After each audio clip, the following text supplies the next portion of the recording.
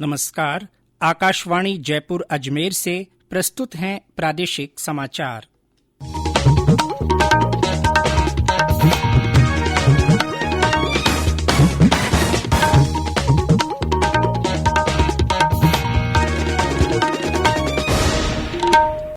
मुख्य समाचार। प्रधानमंत्री नरेंद्र मोदी ने कहा, टेक्नोलॉजी से नागरिकों का सशक्तिकरण और सरकार के साथ संपर्क स्थापित हुआ है। केंद्रीय मंत्रिमंडल की किशोर न्याय देखभाल और बाल संरक्षण अधिनियम 2015 में संशोधन को मंजूरी।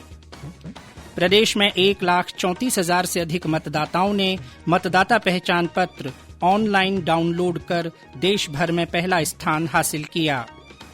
राज्य में अब तक 6,22,000 से अधिक लोगों को कोविड से बचाव का टीका लगाया गया। और प्रदेश में तापमान में बढ़ोतरी से सर्दी का असर कम, आगामी दिनों में मौसम शुष्क रहने का अनुमान।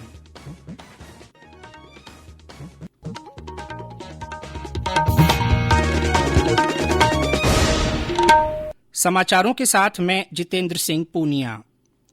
कोविड-19 महामारी के खिलाफ देश एकजुट होकर लड़ रहा है। आप भी हमारे साथ सुरक्षा और बचाव के 3 आसान एहतियाती उपायों का संकल्प लें। मास्क पहनें, 2 गज की दूरी है जरूरी, सुरक्षित दूरी बनाए रखें, हाथ और मुंह साफ रखें। और अब समाचार विस्तार से। प्रधानमंत्री नरेंद्र मोदी ने भारत में दुनिया के लिए विश्व स्तरीय उत्पाद बनाने की जरूरत पर जोर दिया है।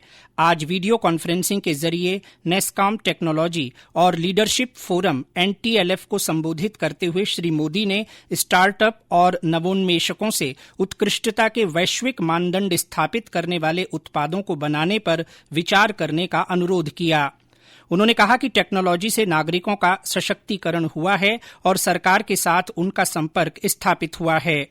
लोगों को डिजिटल रूप में जानकारी देने और समाज के सबसे कमजोर व्यक्ति तक सेवाएं पहुंचाने में भी टेक्नोलॉजी असरदार रही है। प्रधानमंत्री ने कहा कि कोरोना काल में भारतीय प्रौद्योगिकी ने न केवल स्वयं को सिद्ध किया बल्कि खुद को विकसित भी किया। प्रधानमंत्री ने कहा कि मौजूदा सरकार अपनी नई नीतियों के साथ न्यूनतम सरकार और अधिकतम शासन की दिशा में कार्य कर रही है।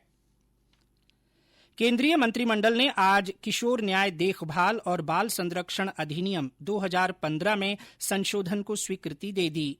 महिला और बाल विकास मंत्री स्मृति ईरानी ने बताया कि इस संशोधन से जिलाधिकारियों के साथ साथ अपर जिला अधिकारी भी प्रत्येक जिले में किशोर न्याय अधिनियम लागू करने वाली एजेंसियों के कामकाज की निगरानी कर सकेंगे। मंत्रिमंडल ने दूरसंचार क्षेत्र के लिए उत्पादन से जुड़ी प्रोत्साहन योजना को भी मंजूरी दी। मंत्रिमंडल की बैठक के बाद इलेक्ट्रॉनिकी और सूचना प्रौद्योगिकी मंत्री रविशंकर प्रसाद ने संवाददाताओं को बताया कि दूरसंचार क्षेत्र के लिए इस योजना के तहत 1,21,95 करोड़ रुपए मंजूर किए गए हैं। श्री प्रसाद ने कहा कि इससे 40,000 लोगों को रोजगार मिलेगा। ये समाचार आकाशवाणी जयपुर अजमेर से प्रसारित किए जा रहे हैं। समाचार अभी और भी हैं, पहले ये संदेश। खुद को इससे दूर है रखना, सोच समझ कर खुद है परखना, भीड़ भाड़ हो कम या ज्यादा, मास्क सदा चेहरे पे रखना, ओ आपस में है इस समय जरूरी। समाचारों में आपका एक बार फिर स्वागत है। प्रदेश में 1,34,000 से अधिक मतदाताओं ने अपने मतदाता पहचान पत्र ऑनलाइन डाउनलोड कर देश भर में पहला स्थान हासिल किया है। मुख्य निर्वाचन अधिकारी प्रवीण गुप्ता ने बताया कि प्रदेशवासियों को यह सुविधा रास आ रही है। ई-इपिक भारत निर्वाचन आयोग द्वारा 25 जनवरी राष्ट्रीय मतदाता दिवस के अवसर पर लॉन्च किया गया था। प्रथम स्तर पर जो पुनरीक्षण कार्यक्रम हुआ था, जिसमें हमने नए मतदाताओं को जोड़ा था, उनके जिन्होंने अपने मोबाइल नंबर दिए थे उनका ई-इपिक डाउनलोड करवाया है, जिसमें अभी तक जो डाउनलोड हुए हैं पूरे देश में, उसमें राजस्थान के 1,34,000 के लगभग ई-इपिक डाउनलोड हुए हैं। ये खुशी की बात है कि सभी मतदाता जागरूक हैं। राज्य में कोविड से बचाव का टीका लगाने का काम आज भी जारी रहा। हनुमानगढ़ जिले में 12 केन्द्रों पर शिक्षा विभाग के अधिकारियों और कर्मचारियों को टीका लगाया गया। सवाईमाधोपुर जिले में टीकाकरण से वंचित रहे ग्रामीण इलाकों में प्रारंभिक शिक्षा विभाग के 2313 अध्यापकों को कोविड से बचाव के टीके लगाए गए। बूंदी जिले के तालेड़ा में प्राथमिक शिक्षा विभाग के कर्मचारियों और अध्यापकों को टीका लगाया गया। जालौर में 40 स्थानों पर टीके लगाए गए। इस बीच राज्य में अब तक 6,22,000 से अधिक लोगों को कोविड से बचाव के टीके लगाए गए हैं। वहीं देश में अब तक 90 लाख लोगों को कोविड से बचाव का टीका लगाया गया है।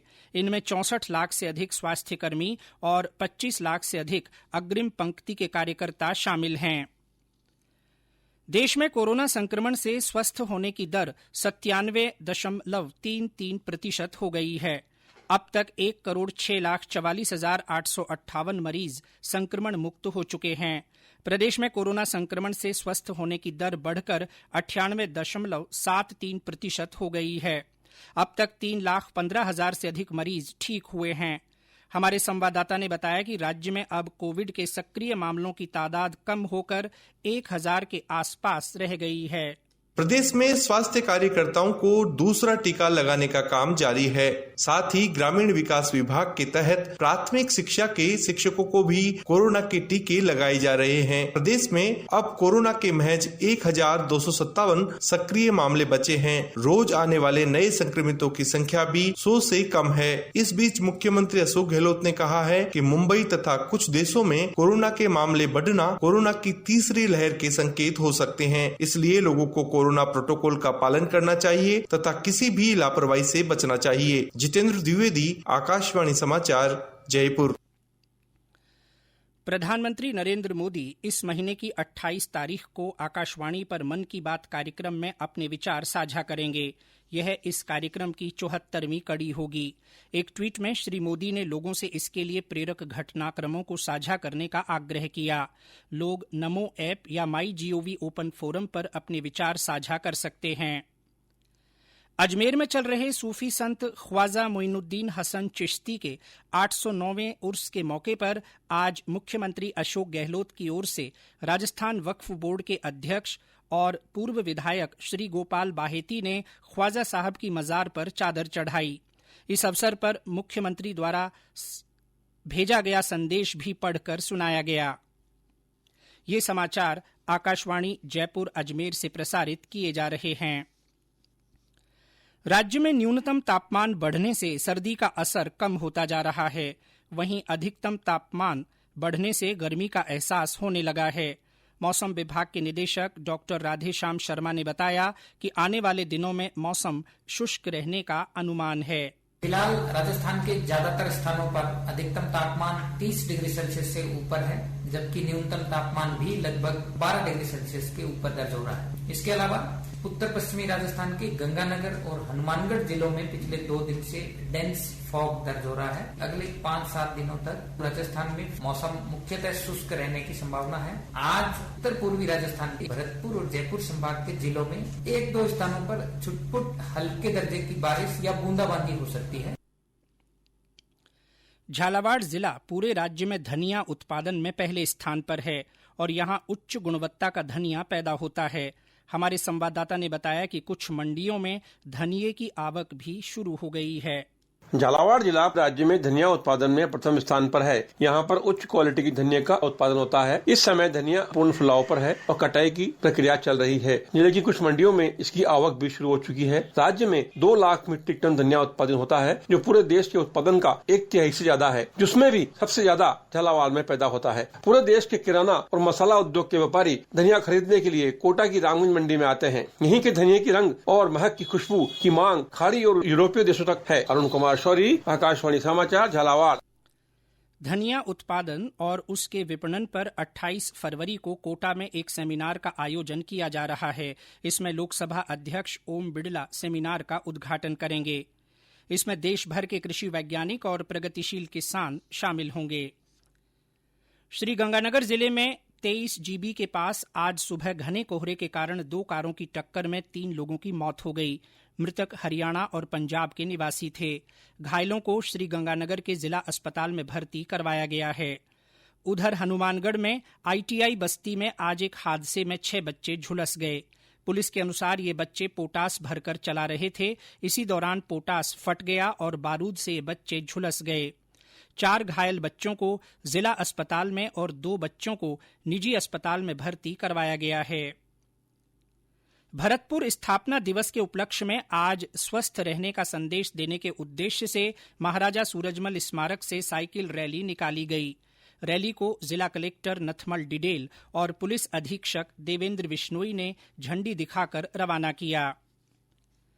अजमेर संभाग के लोग अब अपनी शिकायतें पुलिस महानिरीक्षक को व्हाट्सएप के जरिए भी कर सकेंगे। पुलिस महानिरीक्षक एस सेंगाथिर ने ई समाधान की व्यवस्था शुरू करते हुए इसके लिए व्हाट्सएप नंबर 9929072555 जारी किया है। परिवादी को अपना नाम, पता, पुलिस थाना, मोबाइल नंबर और परिवाद का सारांश सहित दस्तावेज व्हाट्सएप करने होंगे। और अंत में मुख्य समाचार एक बार फिर। प्रधानमंत्री नरेंद्र मोदी ने कहा है कि टेक्नोलॉजी से नागरिकों का सशक्तिकरण और सरकार के साथ संपर्क स्थापित हुआ है। केंद्रीय मंत्रिमंडल ने किशोर न्याय देखभाल और बाल संरक्षण अधिनियम 2015 में संशोधन को मंजूरी दी। प्रदेश में 1,34,000 से अधिक मतदाताओं ने मतदाता पहचान पत्र ऑनलाइन डाउनलोड कर देश भर में पहला स्थान हासिल किया है।